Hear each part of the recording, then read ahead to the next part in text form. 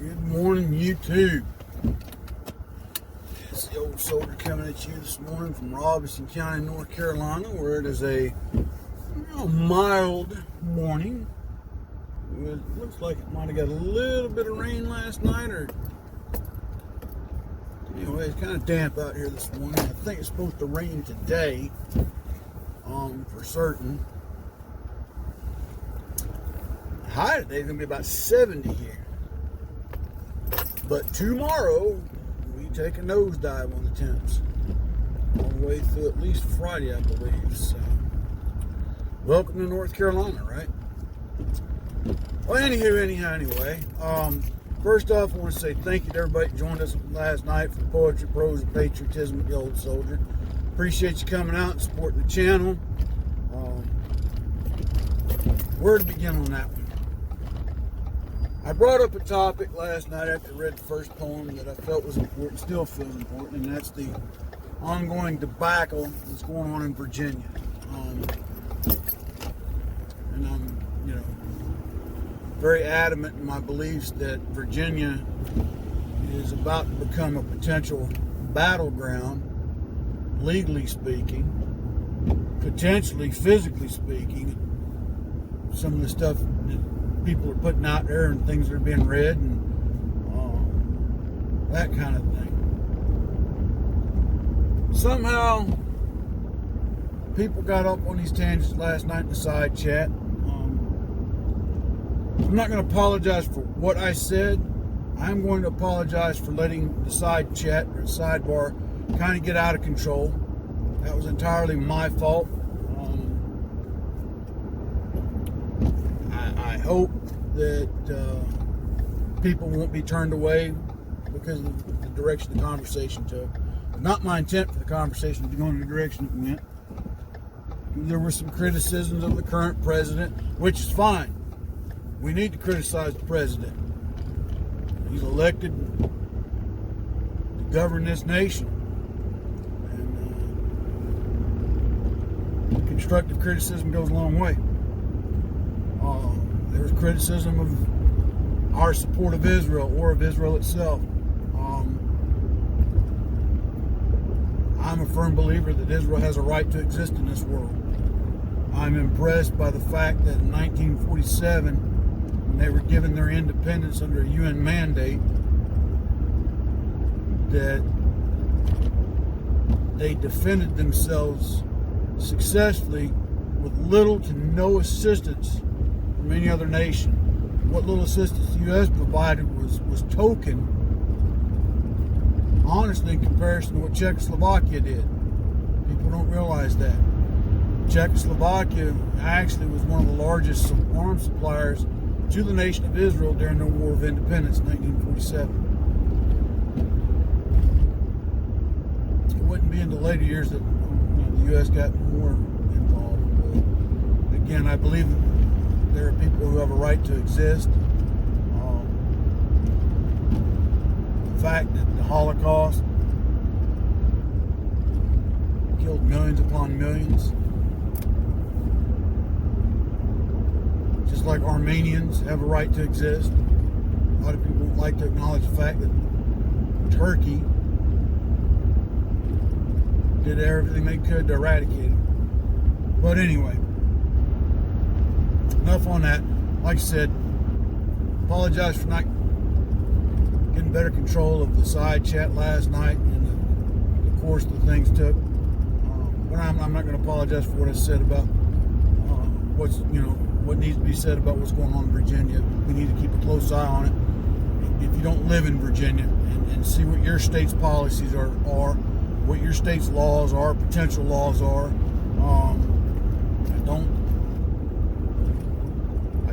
don't get to read as much as I would like to on that matter here in North Carolina. I need to get a better grasp on that. But my fear is that because we're just one state south of Virginia, that what's happening in Virginia right now could very easily spill over into North Carolina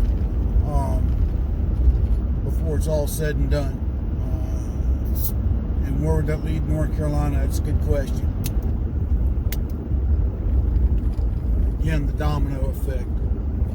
Once one falls, they all begin to fall.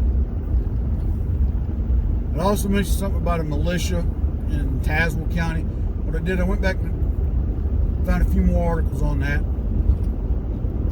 Basically what the county commissioners did, they voted unanimous vote to be a 2A sanctuary county, but then they also added another resolution affirming the right of the people to form a militia to defend themselves against the tyrannical government. I didn't find any articles that stated that there was an active militia actually being stood up, as one article I'd read yesterday prior to my broadcast had sort of elaborated to.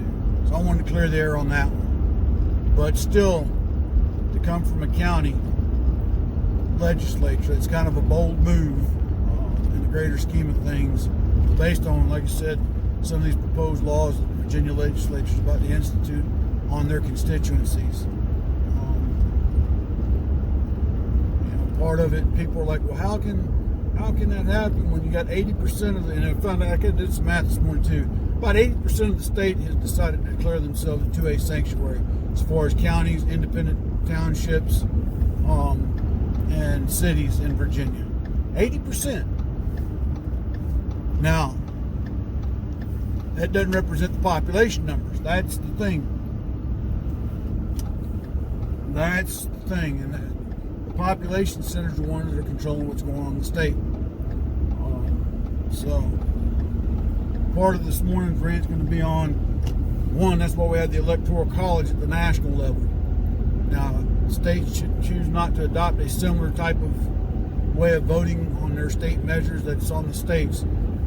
It's clearly laid out in the Constitution. The states can govern themselves accordingly. Whatever laws are not enumerated to the federal power are so governed by the state. Now, here's where the states are in violation. Anytime a state threatens any of the amendments of the Bill of Rights, they're overstepping their grounds. The federal government, in turn, oversteps their grounds. We come down to a state and tell them, hey, you need to paint your school buses yellow if a state, say, wants to paint them purple. Yeah, I know it's silly, but that's what I'm trying to get to, is that there's powers in each entity, and there are times where each entity oversteps their bounds with the other. But our Bill of Rights give us these inalienable rights. It'd be the same as if, say, Virginia decided to shut down all conservative newspapers in the state and only allow liberal newspapers to print. Well, now it's suppression of the First Amendment. You can't do that. So likewise, they're trying to suppress the Second Amendment. My point last night bringing that up was that anybody, in my opinion, I'm entitled to it, just like everybody else is entitled to theirs, is that we in the 2A community, i.e. people that support the Second Amendment and our right to bear arms, we need to get over our petty differences and try to come together collectively to support the bigger picture. We can argue about the petty stuff after we've secured the bigger picture. Do I have a solution for that? Not entirely, no. I'm one man. But the bickering needs to stop. For a house divided will not stand. But I just wanted to clear the air on that last night. My channel, I don't normally on my Monday night broadcast, I don't normally get that in depth in the weeds, but again, I felt it was important to bring what's going on in Virginia up, and several people started chiming in on other things, and it just got out of hand.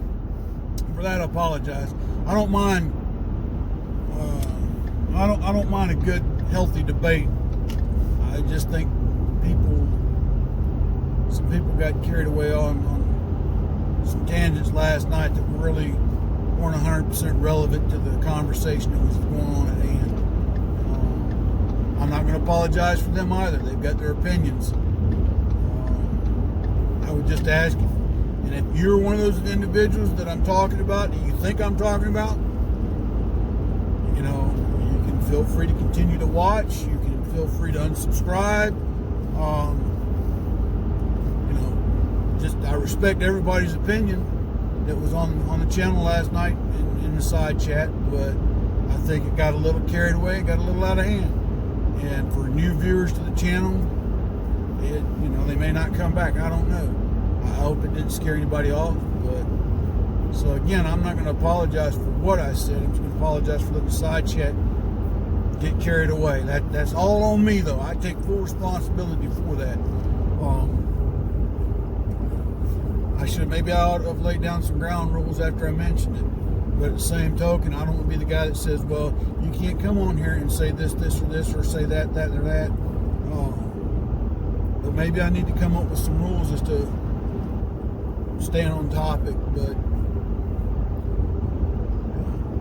I guess the best thing I can do is probably stay off of politics altogether on my Monday night.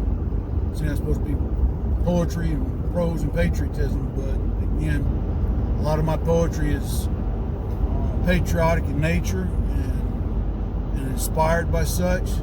So again, the whole threat of the Second Amendment being drastically suppressed in the state of Virginia is kind of near and dear to me, especially given the historical aspect of where Virginia plays in U.S. history. And again,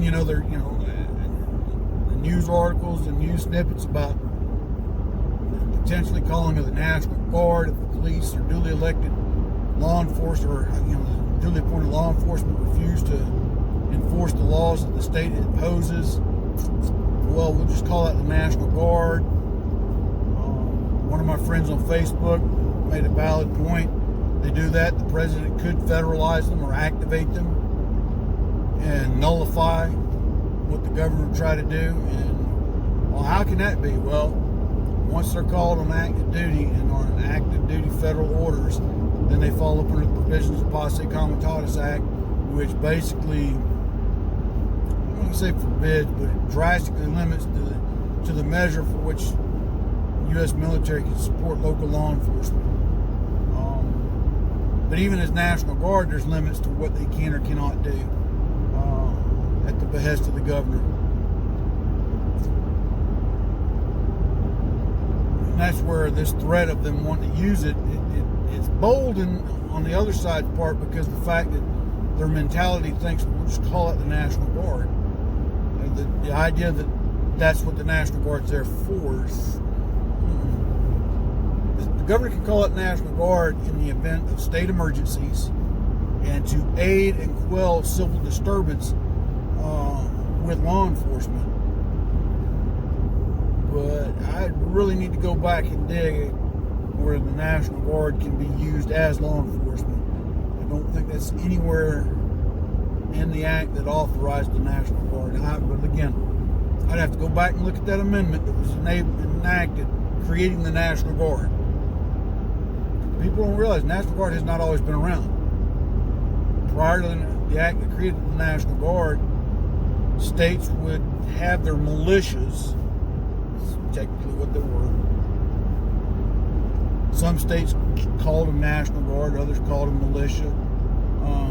Long story short, shortly after the Spanish-American War, that they determined that the National Guard and an Army Reserve needed to be stood up.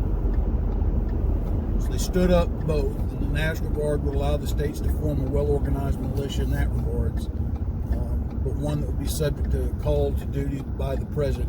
Part of it was because during the Spanish-American War, each state was requested to provide X amount of volunteers, and some provided more than others for whatever reason. And historically, that's where you get a lot of these regimental histories, like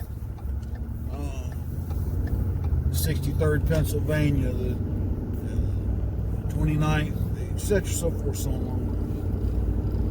A lot of these regiments were from specific states. But during World War I, when many of these National Guard units were mobilized and activated and formed into divisions, you had divisions that were formed by regiments of the North and regiments of the South. Now you can imagine the divide there based on historical purposes. But they came together into homogenized units that fought well in Europe.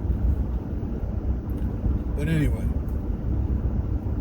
National Guard was created, and like I said, I didn't go dig into that act, but there's also military regulation that governs the use as far as what they can and cannot do in the event of aiding civil authorities in time of emergencies or disasters.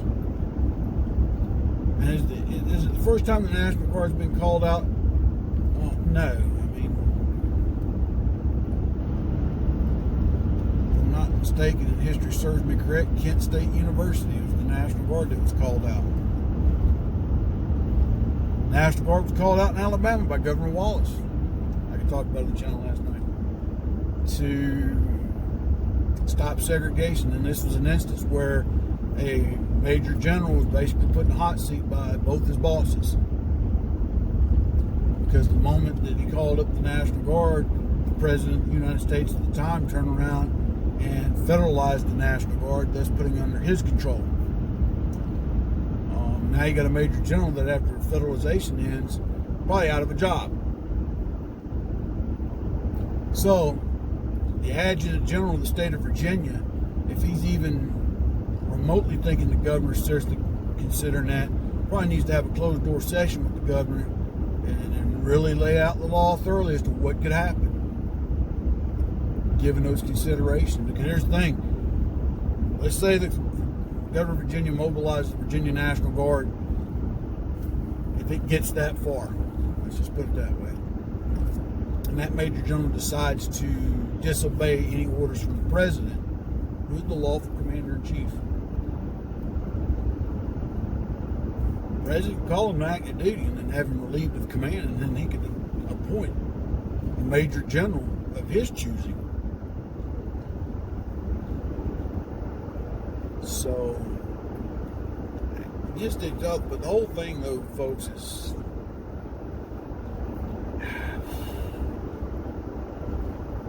like I said, though, read your Bible, though, too. Book of Revelations. It could be where we're headed. I don't know. For the time and the hour is unknown, is what Jesus told them. Be prepared. Come like a thief in the night. These are trying times, my friends. Trying times. But just want to clear the air about last night. Will I stay away from subjects like that in the future? Probably to an extent, but if I feel it's important enough, like it did last night, I'll bring them up into talk about. I love my country. Even all the weirdos out there that have these weird opinions and seem to think that's the way things ought to be done.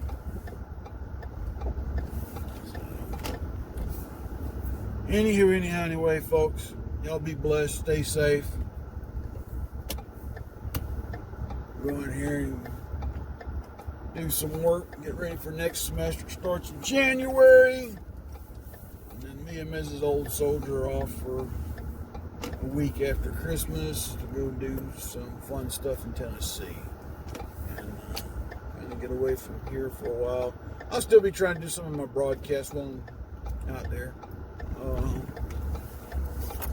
Definitely going to do Monday night, as we always do. So, as long as I can get some decent internet signal where I'm going.